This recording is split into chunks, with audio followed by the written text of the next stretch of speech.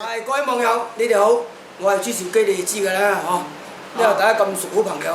咁啊，今日咧難得嘅機會咧就係話咧，我個仔咧 Johnny 咧，其實朱作華嚟嘅，我唔好講鬼話啦嚇。咁咧佢就有心今日咧就上嚟咧就係拯救佢施伯杜森。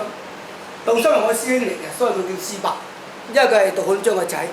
咁啊，杜漢章咧師承於做科學書，咁啊即係變咗我同阿杜森咧都係科學書嘅徒孫啊，咁啊 Johnny 就逃失啦喎。係啊。咁啊，而家咧就兩隊，即係攻防意識咧，就係等佢學下嘢啦。因為平時咧就好少過手嘅，因為佢係做生意嘅人，所以佢就嗱有機會咧，今日咧就係請教個施伯。嗱睇下嗱，施伯。好啦，嗱而家我咧同我個師弟嘅朱兆基啊，一般簡稱叫朱基，佢嘅靈郎咧朱基師傅咧已經係介紹過啦。咁我先咧就同我哋嘅師侄哥就將蔡李佛裏邊嗰個短橋神髓去分析一下。點樣分析法咧？嗱，我先咧我同個師侄哥咧，我兩個手握住佢手腕。嗱，如果相比對之下咧，如果我哋大家咧度咗高矮咧，佢比我高好多。但係我而家點樣能夠咧，就同佢之間係探討喺技術上裏邊咧嚟講一種嘅交流點咧嗱。先我問一問師侄哥啦，我握住你呢兩個手腕，你嘅正中嘅，咁呢個位係咪正中線？係。咁我將嗰個正中線咧，就係假設一個十字線，一個十字。咁呢個十字裏邊嚟講咧，你兩旁呢個位置咧，係咪有兩隻手？係。咁呢兩隻手裏邊嚟講咧，係手腕、手爪同埋肩。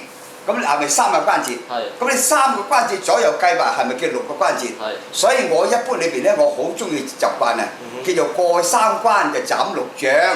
點為之過三關咧？嚟一關、二關、三關，咁樣加埋啦，四就五六。係。將嘅意思點解咧？將軍啊嘛一定咧係有攻防意識㗎。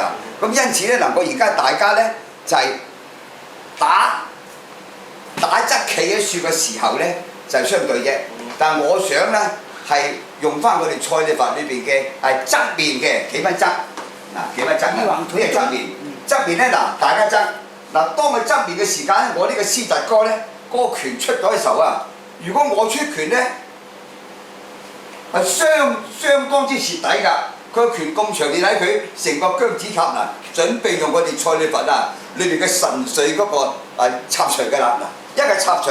如果我而家講咗裏邊嚟講咧，我就即係蝕底晒啦。佢長過短啊嘛，但係原來我頭先咧所講，佢係過三關，呢個係我稱為嘅第一關手腕，第二關就手肘，第三關就肩。咁我點樣能夠過三關咧？我就會將我嗰個橫就轉為側，咁呢個咧就屬於新法橫就轉側。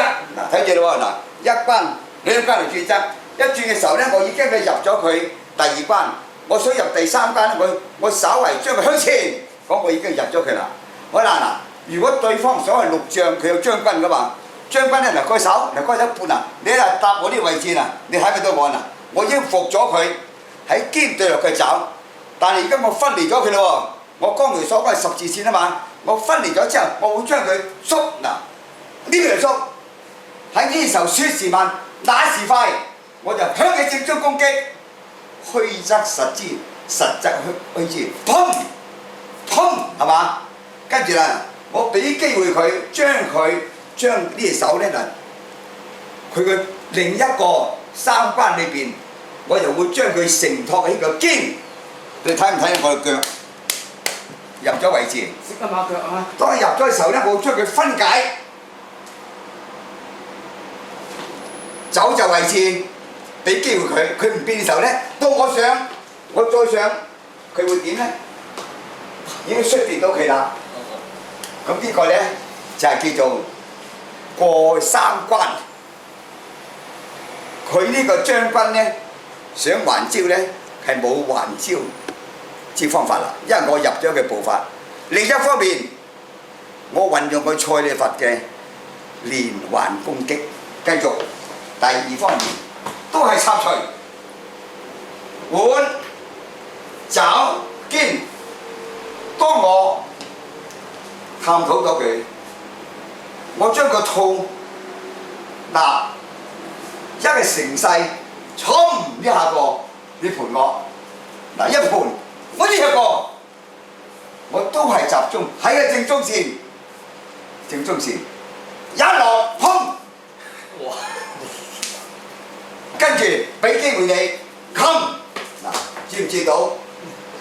翻呢邊，我由內走向外，食住上食住，呢個都係蔡李佛嘅擒拿。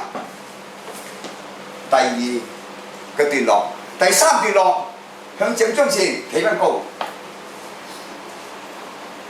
幾高？我哋凡係喺攻擊，不一定做到咁低嘅。都係從三間2、3翻嚟，砰！睇住1、2、3喺正中，我叫盤落嚟，一個掛除落，係咪全部避晒？跟住又入，我唔入佢。如果我想佢出啲嘅呢邊。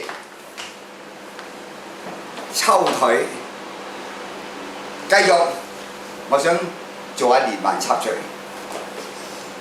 砰！嗱，對到正嘅喎，少少，砰！盤我撳落嚟，呢係穿正，呢係度落㗎，再撳都係呢隻，呢下都係，嗰隻都係，係嘛？係，連環。少少地好難，有機會再繼續探討其他嘢。